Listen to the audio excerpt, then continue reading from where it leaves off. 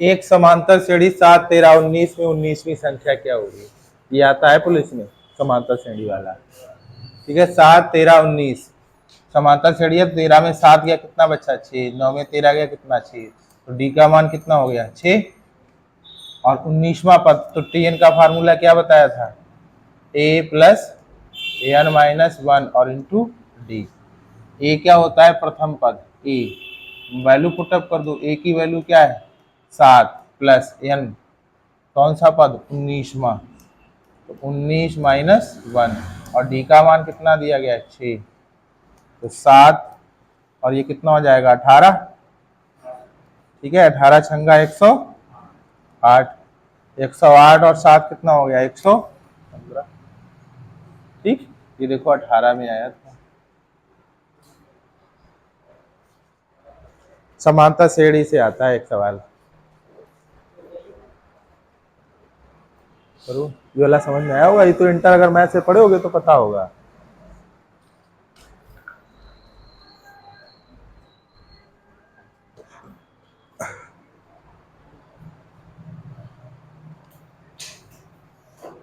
अगला देख लो एक और। ये यदि किसी संख्या का घन किया जाए तो निम्नलिखित में कौन से अंक इकाई के स्थान पर हो सकते हैं? 1 का करोगे तो 1 आएगा, 2 का करोगे तो कितना आएगा? 8 आ जाएगा, और 3 का क्यूब करोगे तो 7 आ जाएगा। 7 ही तो आएगा इकाई का अंक, 27 होता है। ठीक है, नहीं तो लिख लो, देखो 27 में इकाई का अंक 7। 4 का क्यूब करोगे तो कितना हो जाएगा? 4 चक्कू 16 चक्कू 64। ये 4 आ रहा है तो देखो 8 आ रहा है, 9 आ रहा है, 1 आ रहा है, 0, 9 के तक कोई भी कुछ भी आ सकता है। तो आंसर क्या लगाओगे? सी। ठीक है, तो ये 2019। ठीक है, अगला ये देखो, ये वाला लगाओ, ये भी 2009 में आया था।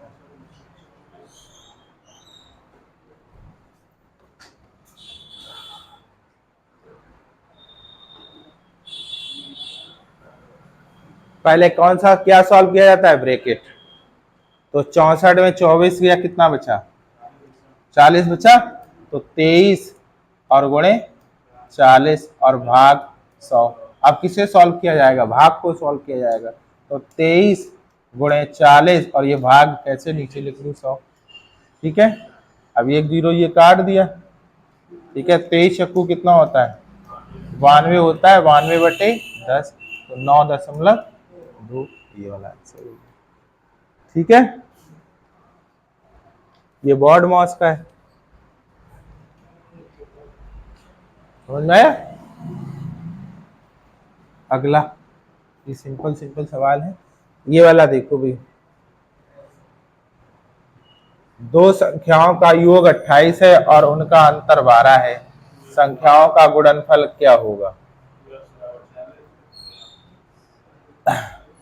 योग यानी x प्लस वाई का मान कितना दिया गया? 28, और x माइनस वाई का मान कितना दिया गया? 12। हमने बोला था जब x यानी बड़ी संख्या निकालनी, दोनों को जोड़ के आधा, यानी एक संख्या आ जाएगी जोड़ के आधा। 28, 12, 40। 40 का आधा कितना? 20। वाई को निकालना है तो घटा के आधा। 28 में 12 गया, कितना बचा? 16। 16 का आधा 8। अब इन दोनों का क्या पता करना है? गुणनफल। तो 8 दूनी 16, कितना आंसर आ गया? 160। ठीक है, ये ऐसे सवाल आए थे 13 में। ये देखो, हाँ देख लो भाई।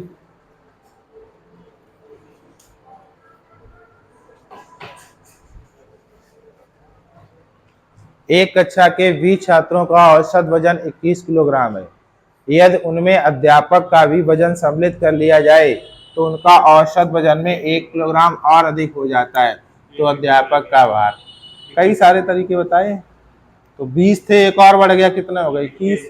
1 किलोग्राम बढ़ाया तो 21 ही तो बड़ा होगा, और 21 ये हो गया, 21 21 42 यार।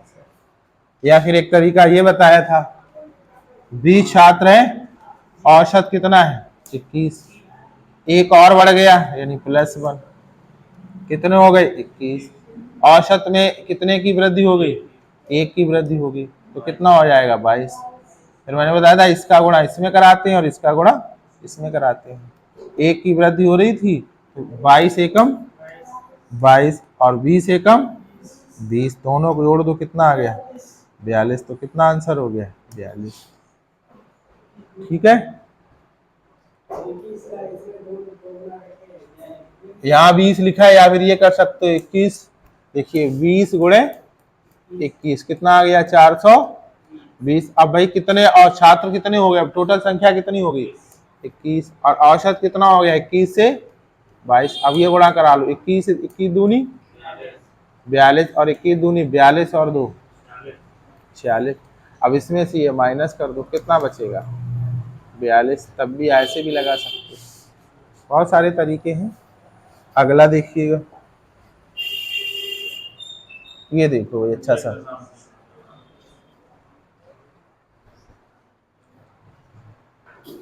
इसका आंसर बताओ।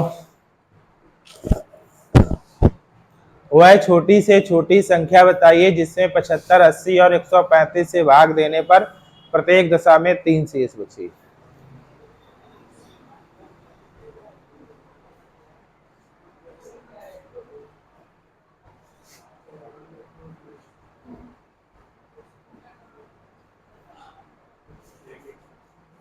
कौन सा होगा, ऐसे ही मारो तुक्का। ये तो नहीं होगा क्योंकि 75 से भाग दे रहे हैं, 80 से भाग दे रहे हैं, तो शेष कितना बचना चाहिए 3 बचना चाहिए। तो आप बताओ 75 लिखा है तो संख्या कितने से कटनी चाहिए। जैसे 75 लिखा हुआ है 25 तिया 75 होता है, या फिर 135 समझो 135, 15 नेमा 135 होता है। तो 9 से का 9 का भाग देने पर अगर 135 का भाग देने पर 3 बचता है तो 9 का भाग देने पर भी 3 बचना चाहिए। यहाँ कितना बच रहा है 3 और 1 4, यहाँ पूरा पूरा डिविजन हो रहा है, यहाँ 0 आ रहा है। यहाँ देखना 5 3 8 और 8 और 3 11 और 1 कितना हो गया 12, यहाँ तो 3 बच रहा है। ठीक है, यहाँ पर भी 3 बच रहा है 3, 8 और 1 9, 3 बच गया। अब अगली बात समझना है, देखो अगर हम यहां से बात करें 25, आप ऐसे कर सकते हो 80 लिखा हुआ है, 80 को 8 दाएं 80 बोल सकते हैं। 8 का भाग देने पर कितना बचना चाहिए 3 ही बचना चाहिए। और 8 की डिविजिबिलिटी क्या होती है लास्ट के 3। ध्यान से समझना भाई। अरे भाई कहाँ मच्छर बैठा है।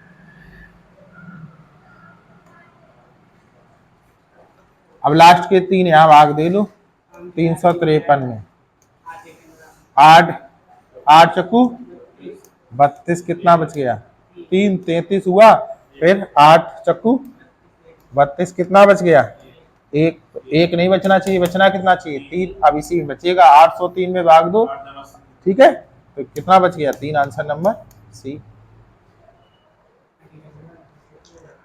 अगला ये वाला बताओ।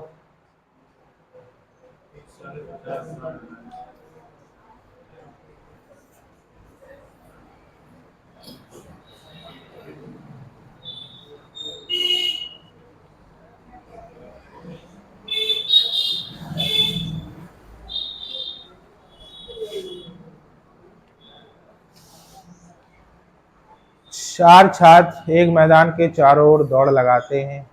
वे क्रमशः 30 सेकेंड 40 सेकेंड 50 सेकेंड 60 सेकेंड में मैदान का पूरा चक्कर लगाते हैं। यदि वे मैदान के किसी बिंदु से एक साथ दौड़ना शुरू करें तो कम से कम कितने समय पश्चात उसी बिंदु पर पुनः मिलेंगे। सभी का क्या ले लो एलसीएम ले लो। तो 30 40 50 60 का एलसीएम कितना आएगा बोलो।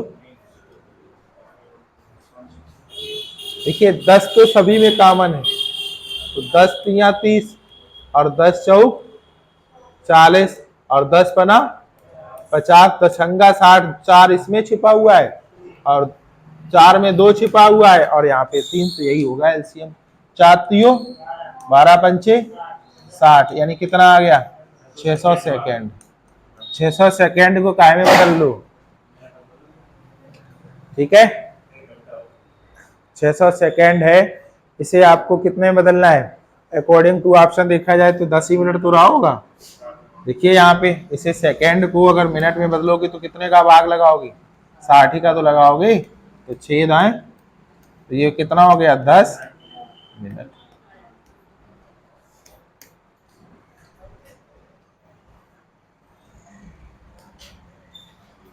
अगला,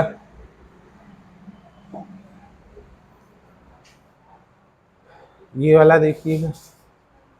4 अंकों की वह बड़ी से बड़ी संख्या ज्ञात करो जिसे 18, 21, 24 में से प्रत्येक से भाग देने पर 7 शेष बचे। कौन सी डिजिटलिटी लगा दो? 18 से कट रहा है तो 7 बच रहा है, तो 9 से भी 7 बचना चाहिए। ये वाला देखिए, 9, 6 और 1 7, ये आंसर हो सकता है। देखिए 9 और देखिए 2 और 1 3, 6 3 9, ये पूरा पूरा 9 से कट रहा है। ये 9 कट गया और 8 5 13 का मतलब 4 हुआ, 4 और 3 7, यहाँ पर भी 7 आ रहा है। और ये देखो 9 से 9 कटा, 8 7 15 का मतलब 6, यानी आंसर ये दो हो सकते हैं। ठीक है, अगली बात समझना। अब आप समझिएगा, ये लिखा है 24, 24 का मतलब क्या है? 8 से भाग देने पर 7 बचना चाहिए। तो यहाँ पे चेक कर लो, यहाँ 61 लिखा हुआ है, 61 में 8 का भाग दे लो, 8 सते 56, 11 में 6 गया, कितना बचा? 5 बचना कितना चाहिए था? 7, इसलिए आंसर ये नहीं। आंसर कौन सा होगा? अभी देख सकते हो आप। ठीक है, 9 का भाग दो 9, वो सॉरी 8 का भाग दो, 8 सते 56, 2 बचा, 23 हुआ, और 8 दूनी 16, 23 में 16 गया, कितना बच गया? 7, इसलिए आंसर कौन सा हो जाएगा? बी वाला। ठीक, अगला देखिएगा।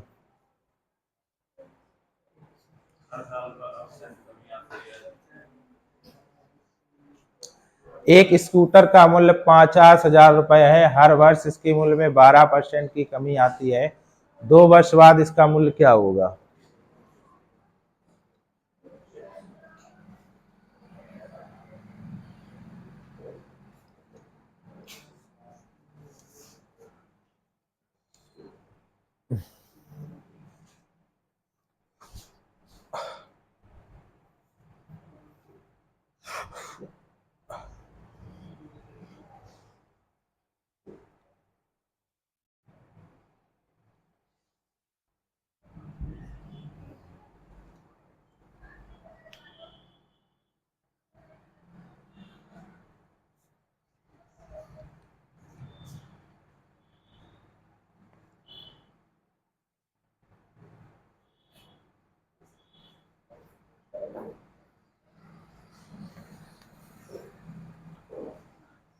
देखो कैसे लगाना है।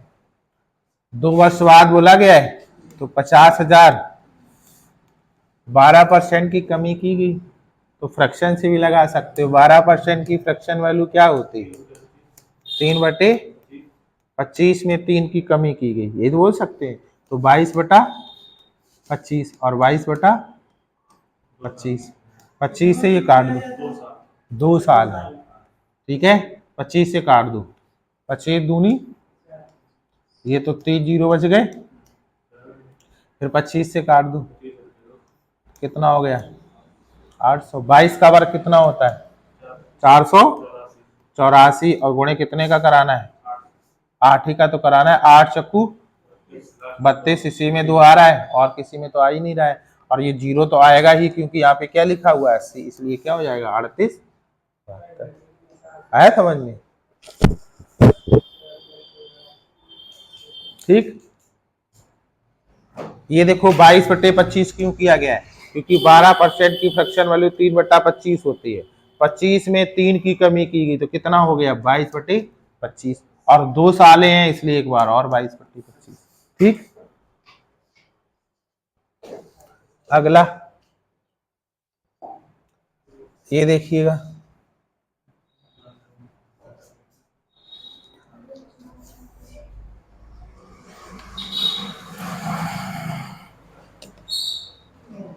एक चुनाव में 2 उम्मीदवार थे, हारने वाले उम्मीदवार ने 41% मत प्राप्त किए, वह 55-80 मतों से पराजित हो गया। कुल मतों की संख्या कितनी थी?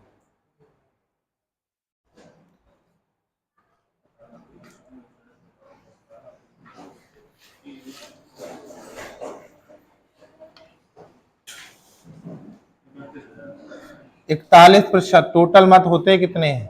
100%। ऐसे भी लगा सकती हूँ। अगर हारने वाले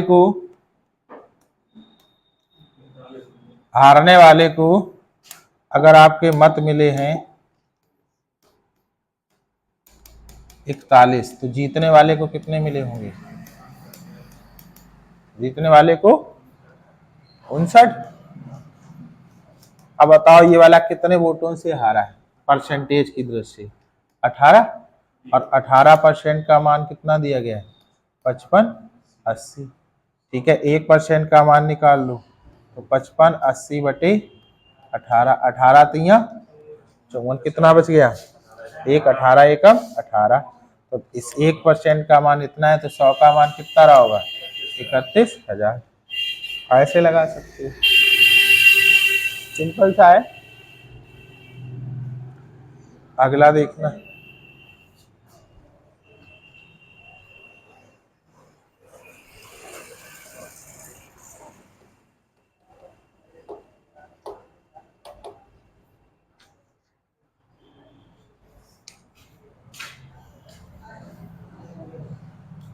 ठीक, एक और देखिए ये वाला। एक छात्रावास में 1200 लड़के हैं, इनमें प्रत्येक हॉकी अथवा फुटबॉल अथवा दोनों खेल खेलते हैं।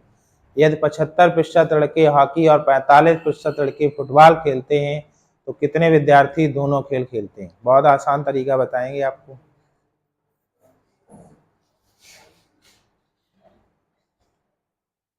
कैसे करना होता है समझना। जब भी आपको ये लिखा हो दोनों खेल खेलता हो, ठीक है, ये वाला वर्ड लिखा हो, तो कैसे करना होता है? ये वाला जोड़ लिया करो परसेंटेज। तो 75 और 45, 5 5 10, 7 4 11 और 1 120 आ गया। 100 से कितना ज्यादा है? तो जो 100 से ज्यादा है वही आपके दोनों खेल खेलने वाले हो जाएंगे। तो दोनों का अगर परसेंटेज पूछा जाता तो कितना हो जाता? 20%। टोटल छात्र थे कितने? टोटल बॉयज थे कितने? 1200। 1200 में 20% दोनों खेल खेलते थे। कितने लड़के हैं जो दोनों खेल खेलते? तो 1200 का क्या निकाल दो? 20%। तो बटे 100। 2 जीरो काट दिए, 12 दूनी 24, यानी डी का मान आया समझ में?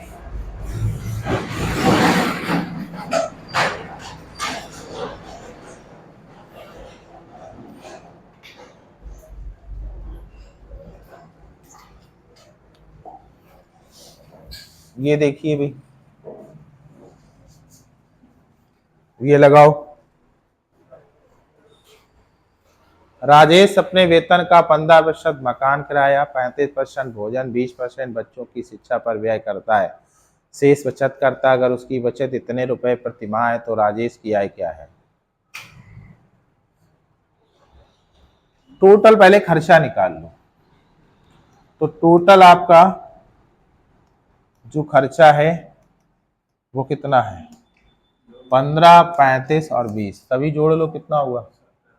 15, 35, 50, 50 और 20 70। 70 खर्च हो गया, तो बचत कितनी रही होगी?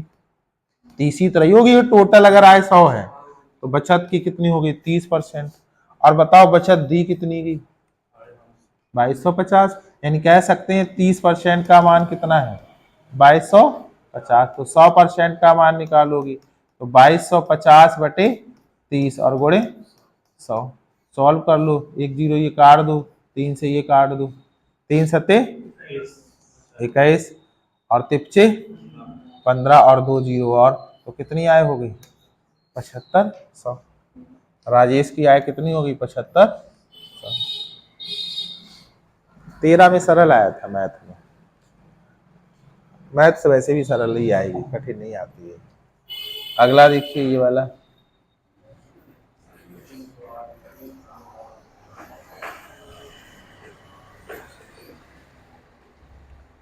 एरन ने मांस की बिक्री 308 में की, जिससे उसे 12% की हानि हुई। कितने रुपए में बिक्री करने पर उसे 10% का लाभ प्राप्त होगा?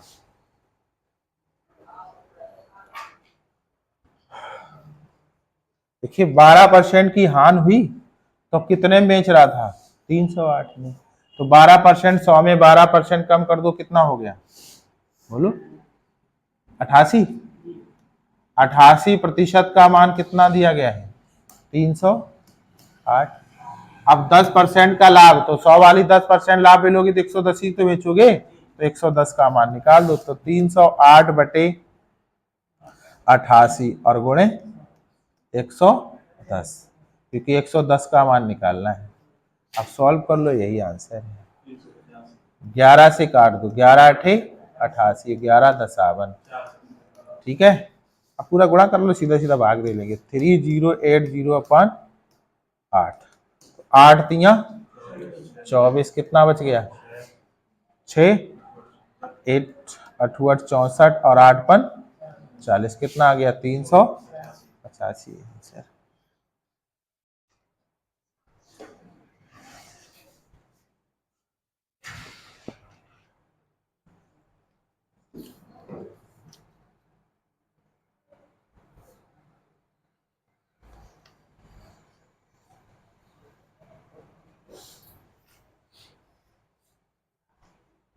अगला देखिए, 18 की शिफ्ट में आया था। 198 एक वस्तु को बेचने पर 12% की हानि। तो सीधा सीधा डायरेक्ट लिखा करो, 198 12% की हानि है, तो सीधा सीधा कितना लिख दे बोलो? कितने हो गए? 88। और कितने परसेंट का लाभ? 8 का, तो 108 का मान निकालना है, बस सोल्व कर दो। 11 अठे 88, 11 एक कम 11 और 11 अठे 88, काट लो। अच्छा, सीधा सीधा मल्टीप्लाई या फिर सीधा काटो, 4 से काट, 2 से काट दो, 2 चाकू 8, 2 ने 18। और काटना चाहो 4 से भी काट सकते हो, 4 दूनी 8, 4 सते 28, 9 5। लाभ कमाने के लिए इसे कीमत को कितना बढ़ाना चाहिए था, अंतर पूछा गया है, ठीक है। तो यहां निकालो, 9 सत्ते 63 और 9 दूनी 18 और 6 243। पहले बताओ कितने की बेच रहा था? 198 की। अब कितने की बेच रहा है? 243। दोनों में क्या पूछा गया है? कितना बढ़ाना चाहिए। दोनों का क्या पूछा गया है? डिफरेंस पूछा गया। तो 198 भी कम कम कर दो, 13 में 8 गया, कितना बचा? 5, और यहाँ पे 13 में 9 गया 4, कितना आ गया अंतर? 45 का आंसर नंबर।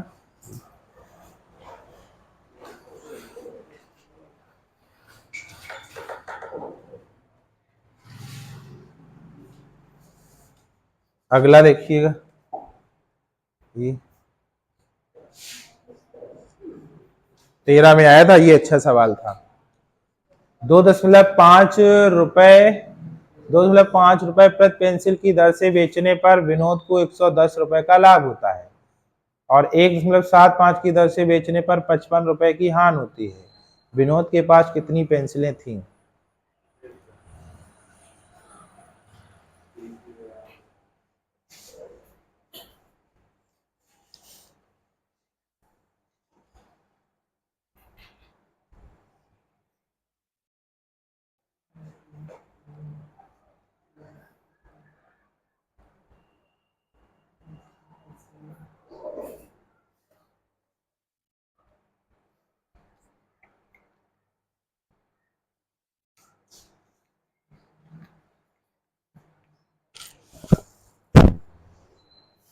देखो, मान लो कितनी थी?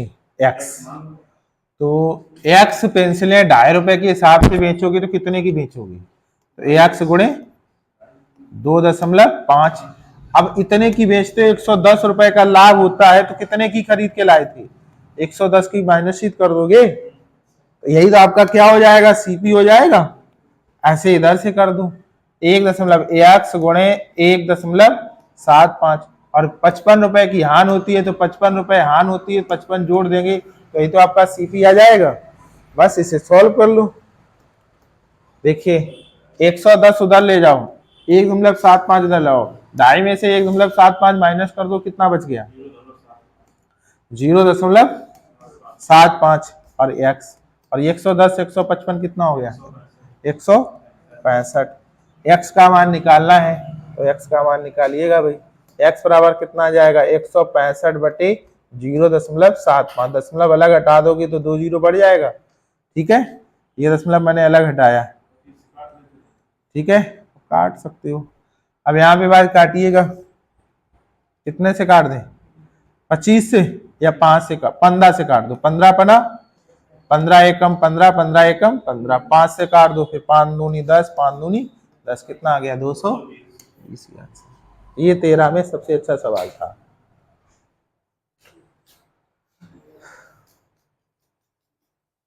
अगला,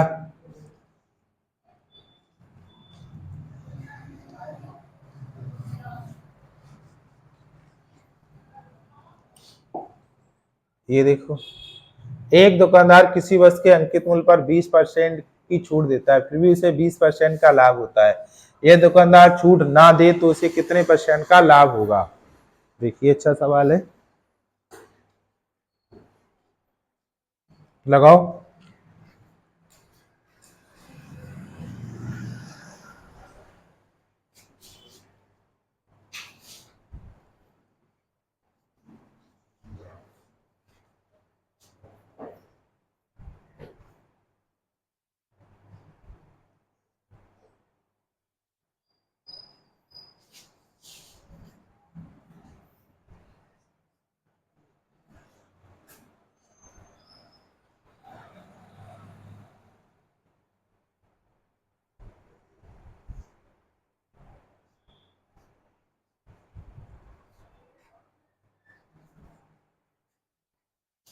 देखो कैसे लगाना होता है, ये अच्छा सवाल है।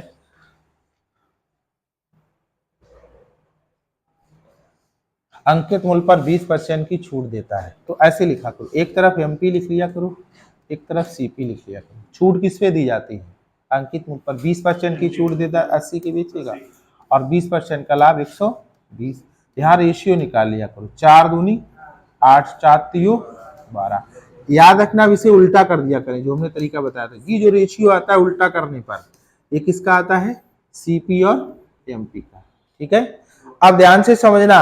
अब ये बोला गया यदि दुकानदार छूट ना दे, यानी आप जैसे अगर किसी बुक स्टॉल पे जाते हो और आप कोई किताब खरीदते हो, दुकानदार ये कहता है कि आपको कोई छूट नहीं दी जाएगी, तो किताब में जो प्रिंट रेट होता है उस वही तो उसका सेलिंग प्राइस हो जाता है। आप ये बताइएगा, आप बताइए यहाँ मार्क प्राइस है कितना? 3 है। तो हम ये कह सकते हैं जब छूट नहीं दी जाती है, जब छूट ना दी जाए, तो याद रखना जो आपका एमपी होता है वो काहे में कन्वर्ट हो जाता है? एसपी में। और एमपी है कितना? 3, तो 3 एसपी। अब आप ध्यान से सुना, सीपी कितना है? 2। अब बताओ, 2 की खरीदे 3 बेचे, कितने का लाभ हो रहा है? 1 का लाभ हो रहा है। और लाभ हमेशा परसेंटेज में किस पे निकाला जाता है? सीपी पर। सीपी है कितना? 2, और प्रतिशत में लाभ होता है तो यहाँ पे 100। कितना आंसर आ गया? 50%। ठीक है, ये आंसर।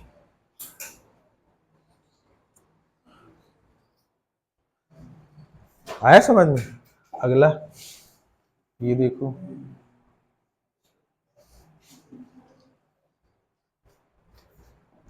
ये लास्ट है आज के बाद, अब नहीं।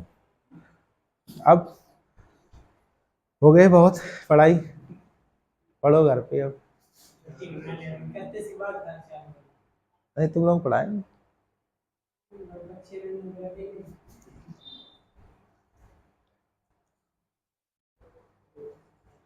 एक दुकानदार एक वस्तु को क्रय मूल्य का 3/4 भाग अंकित करता है। यदि अंकित मूल्य पर 40% लाभ लेकर उस वस्तु को बेची तो उसे कितने प्रतिशत का लाभ या हानि? देखो कैसे करना है। क्रय मूल्य का 3/4 अंकित करता है, तो अगर हम ये मान लें कि सीपी किसका कितना है? 4, तो आप बताइए इसका एमपी कितना रहा होगा? 3। अब ये बोला गया अंकित, यदि वह अंकित मूल्य पर 40% लाभ लेकर उस वस्तु को बेचे तो 3 को 40% लाभ पर लेकर बेचोगे तो 140/100, तो 1,014 तिया यानी 4.2 का यही तो बेचेगा। ठीक है, अब आप बताओ सीपी था कितना 4, अब कितने की बेच रहे हो? 4.2 का कितने का लाभ हो रहा है? 0.2 का कितने पर? 4 पर प्रतिशत में बताना है तो 100 का गुणा, दशमलव वाला घटाओगे तो नीचे 0 आएगा, 1 0 काट दिया, 2 दूनी 4 यानी 2 पंचे 10 यानी 5% का क्या रहा होगा? लाभ। ये आंसर। ठीक, ये सारे 2019 कुछ सवाल हैं, कुछ 13 वाले हैं। अगला देखिएगा, ये देखो ये साझेदारी का कंफर्म आएगा भाई, साझेदारी से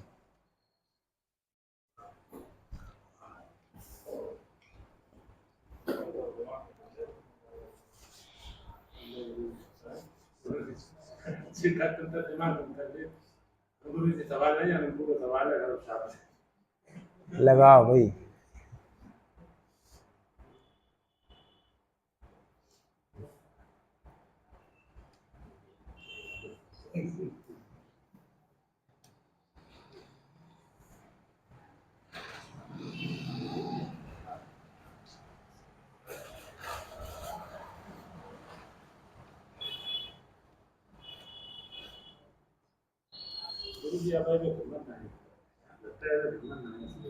घर पे करो, हो गई पढ़ाई। 12,000 रुपए लगाकर एक व्यापार प्रारंभ किया। 6 महीने बाद रहीम ने भी 15,000 रुपए लगाकर व्यापार में साझा कर लिया। वर्ष के अंत में राम को इतने रुपए लाभ हुआ तो रहीम का कितना हिस्सा रहा होगा? ये पूछा गया। याद रखना, लाभ बराबर क्या होता है? जितना आपने पूंजी लगाई है, ठीक है, और इनटू समय, इसी के अकॉर्डिंग आपको लाभ मिलता है। जितने समय के लिए आपने पूंजी लगाई होगी उसी के हिसाब से, तो यही मेन फार्मूला होता है। अब लगा लो भाई 12,000। आप बताओ राम का रुपया पूरे 12 माह तक रहा होगा तो 12,000 इंटू 12 रेशियो लगा लो। अब बताइए 6 महीने बाद सम्मिलित हुआ है तो 6 गुणे 15,000 बोल सकते हैं, ठीक है, और यही तो रेशियो रहा होगा लाभ में, तो यहां से बस कैलकुलेशन कर लो। 3 0 ये काट दिए, 6 से काट दो 6 दूनी 12, और 3 से काट दो तिपचे 15, अतिचाक 12, 4 दूनी 8, और ये कितना हो गया 5, 8 और 5 किसका? अच्छा, यदि वर्ष के अंत में राम को कितना मिला है? 64, और यहाँ राम को कितना मिला था? ये तो वह राम था और ये कौन था? रहीम था। ठीक है, तो राम को कितना मिल रहा है? 8, और 8 का मान कितना दिया गया है? 6400। 1 का मान कितना आ जाएगा? 800, और किसका पूछा गया है? रहीम का। रहीम का कितना हो गया? 5 गुणे 800, 8 पन 40, कितना आ गया? 4,000। Option number A.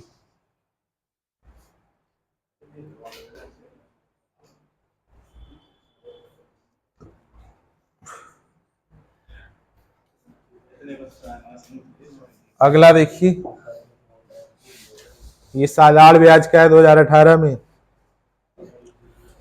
एक्स को 9% वार्षिक साधारण ब्याज पर 7 वर्ष के लिए निवेश करके उतना ही ब्याज प्राप्त होता है जितना वाई को 5.25% साधारण ब्याज पर 16 वर्ष के लिए। तो एक्स और वाई में रेशियो बताना है। तो सीधा सीधा लगाओ, देखो एक्स 9% के हिसाब से 7 वर्ष में जो ब्याज मिलेगा बटे 100 इतनी तो मिलेगा, और बराबर यहाँ पे वाई को 5.25% से कितने वर्ष के लिए? 16 वर्ष के लिए जो ब्याज मिलेगा वो इतना मिलेगा। 100 से 100 कैंसिल हो गया, ठीक है। अब कैलकुलेशन कर लो भाई, यहां से देखिए दशमलव वाला घटाओगे तो नीचे कितने जीरो आ जाएंगे? 2 जीरो आ जाएंगे। 25 से काट दो, 25 दूनी 50, कितना बच गया? 25 एकम 25 चक्कू 100, 4 चक्कू 16। अब कुछ कट जाएगा, 7 से काट दो, 7 तिया 21, फिर 3 से काट दो, 3 त्रिक का 9। तो एक्स अपान वाई का रेशियो कितना आ गया?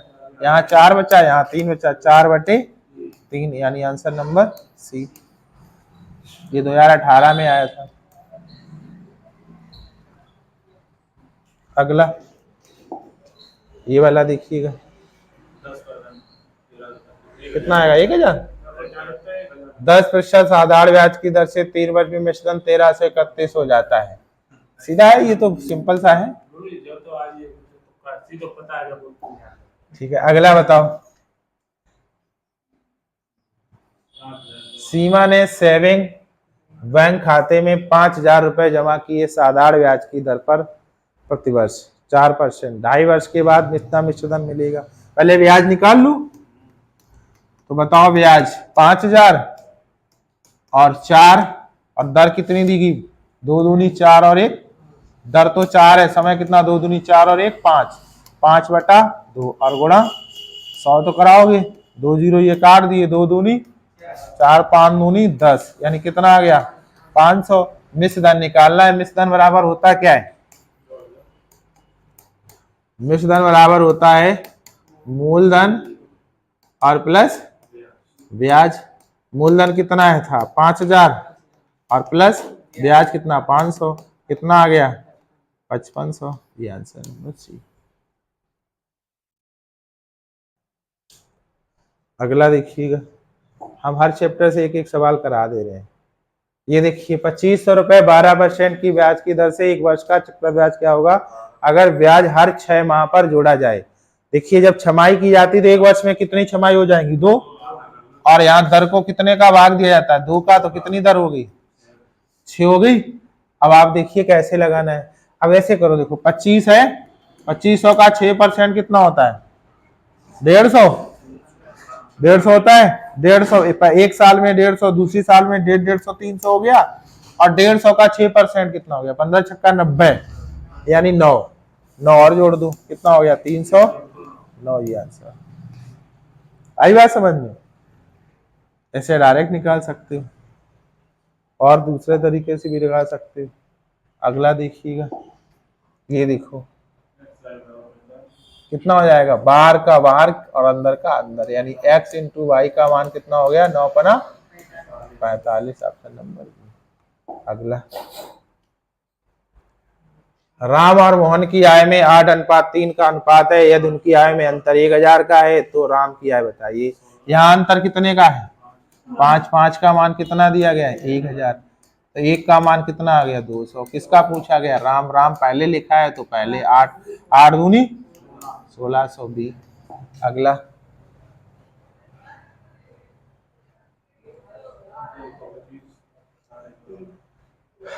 ABC 2:5 अनुपात में बांटे गए। ए का भाग इतना रुपए है तो कुल राशि क्या होगी? ए का भाग यहाँ कितना है? 2। 2 का मान कितना दिया गया है? 2500।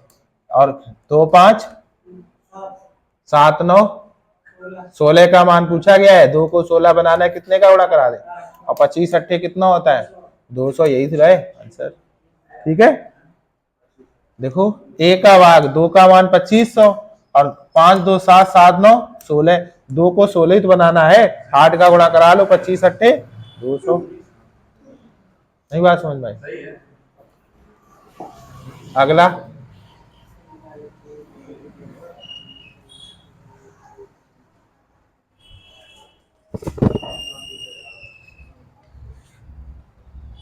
पैंतालीस किलोमीटर मीटर पर सेकंड में कितने का मल्टीप्लाई कराना होता है?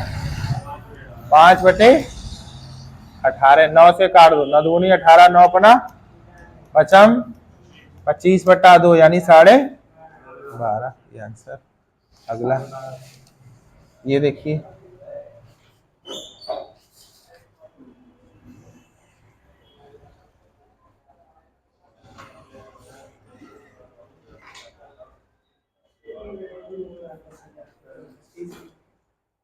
एक व्यक्ति बाजार एक तक पैदल जाता है और ऑटो से वापस आता है। इस ट्रिप में उसे 90 मिनट लगते हैं। यह दोनों और ऑटो से जाता है तो 30 मिनट लगते हैं। यह तो दोनों तरफ पैदल जाए तो इसे कितना समय लगता है? बताओ। इसका डायरेक्ट तरीका हमने क्या बताया था, ध्यान से समझो। देखिए बाजार तक पैदल गया तो टाइम मान लेते P लगा है, और ऑटो से वापस आया है तो ऑटो से मान लेते हैं टाइम A लगा है। तो टोटल टाइम कितना लगा? 90। अब की बार वह क्या करता है, दोनों तरफ कैसे गया, ऑटो से, यानी ऑटो से गया है, ऑटो से वापस आया तो कितना समय लगा, 30। अब यहाँ हमने बोला था 2 का गुणा करा लेते हैं, 2 और 2 का गुणा यहाँ करा लूं तो ये न दूनी 18, कितना 180 मिनट हो गया। अब ये बताओ 2a का मान यहाँ कितना दिया गया है, 30 दिया गया, 30 माइनस कर दो, यानी 2p का मान कितना आ जाएगा, 180 में माइनस 30, यानी 150 मिनट। अब ऑप्शन देख लो, 150 मिनट का मतलब क्या हो गया, 150 मिनट का मतलब क्या हो गया, 2 घंटे 30 मिनट, क्योंकि ये समझ में आ रहा होगा, ऑप्शन नंबर डी। और डायरेक्ट तरीका क्या बताया था, जो दोनों तरफ का दिया जाए उसमें गुणा करा लिया करो, 90 दूनी 180, और जो एक दोनों तरफ ऑटो ऑटो का दिया गया वो माइनस कर दिया करो, कितना आया 150। बस यही आंसर है, ठीक है। अगला